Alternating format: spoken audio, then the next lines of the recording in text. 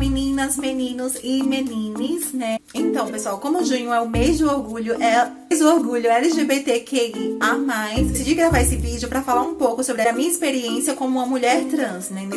Nesse processo de autoconhecimento, de me entender quanto uma pessoa trans. Eu vou começar o vídeo falando um pouco sobre como foi a minha infância, porque a gente sabe que a infância de uma criança LGBTQI, né, não é uma infância fácil, né, que a gente acaba a todo momento sofrendo com a repressão, né, se você tem um comportamento que foge, né, desses padrões normativos, das nossas identidades, dos nossos corpos, você acaba sendo estigmatizado, né, tratado de forma diferente. Alguns momentos da minha infância que são bem claros na minha mente, como por exemplo, quando eu era criança, e aí eu tava brincando com a boneca da minha irmã mais velha, e a mãe pegou a boneca de mim, e depois ela doou a boneca e eu nunca mais vi essa boneca.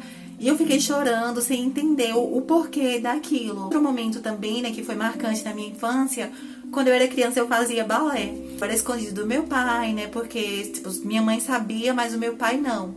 Isso já foi um pouco mais, quando eu era um pouquinho mais...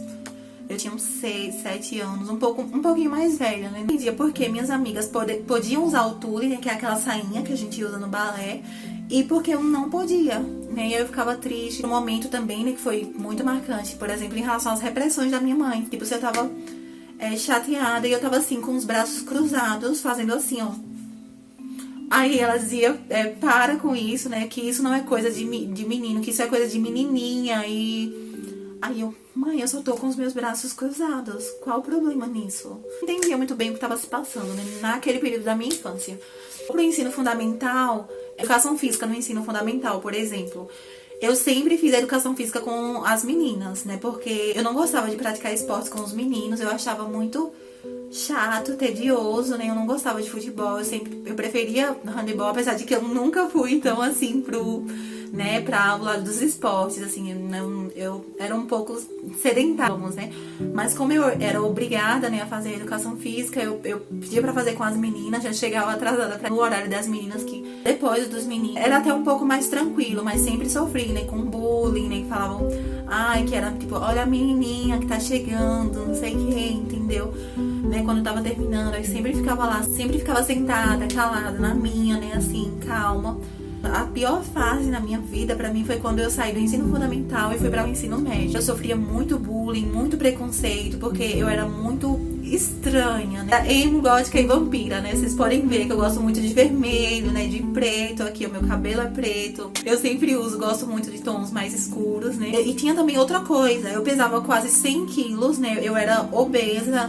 E eu sofria gordofobia, né? E além disso, sofria com preconceito por ser afeminada. Imagine como que não foi difícil pra mim lidar com tudo isso, né? A questão da saúde mental. Sem contar que além de sofrer bullying por parte dos alunos que me davam tapa na cabeça, que diziam que eu tinha que morrer, que eu era uma aberração, entendeu?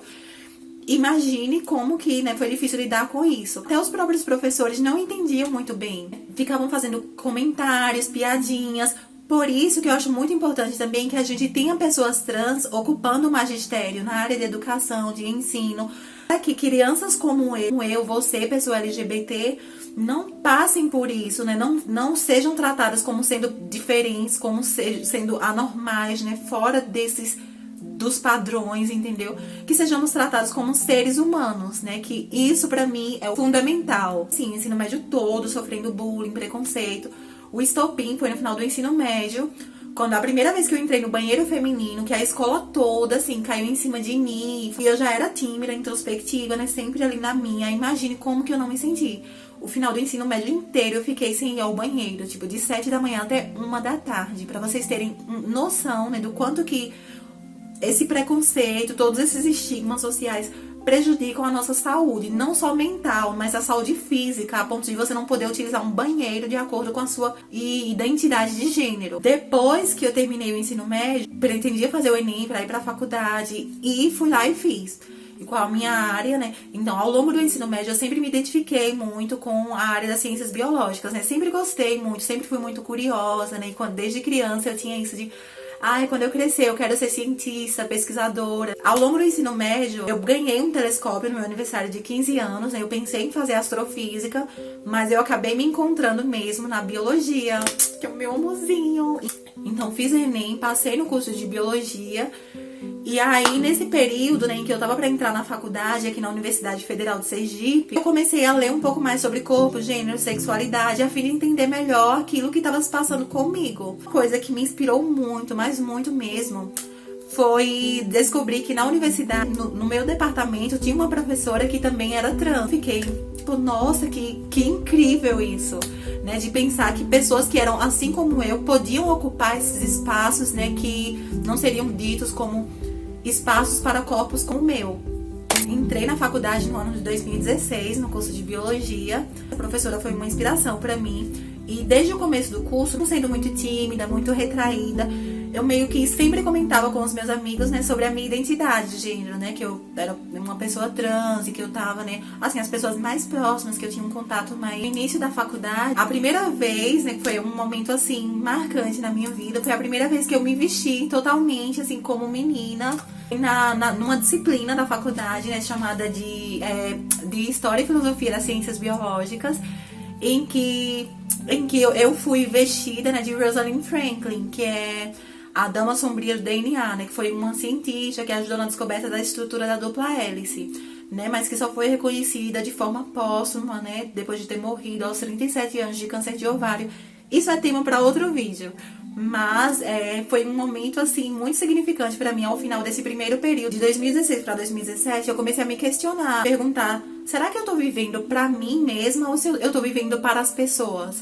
Né? E a partir de algumas reflexões a respeito disso, eu percebi que a minha vida parecia assim vazia, né, até então, porque eu não estava sendo quem eu realmente sou. E aí, né, eu decidi transicionar no começo de 2017, no segundo período, né, eu fui pra faculdade, aí fui em busca do meu nome social, e sempre fui muito respeitada, né, e tratada muito bem pelos meus professores de departamento de biologia, né, meu professor de paleontologia, de sistemática filogenética, né, foram maravilhosos comigo, sabe? Sempre me trataram muito bem, né, não de forma assim diferente, né, mesmo depois que eu falei, né, sobre essa questão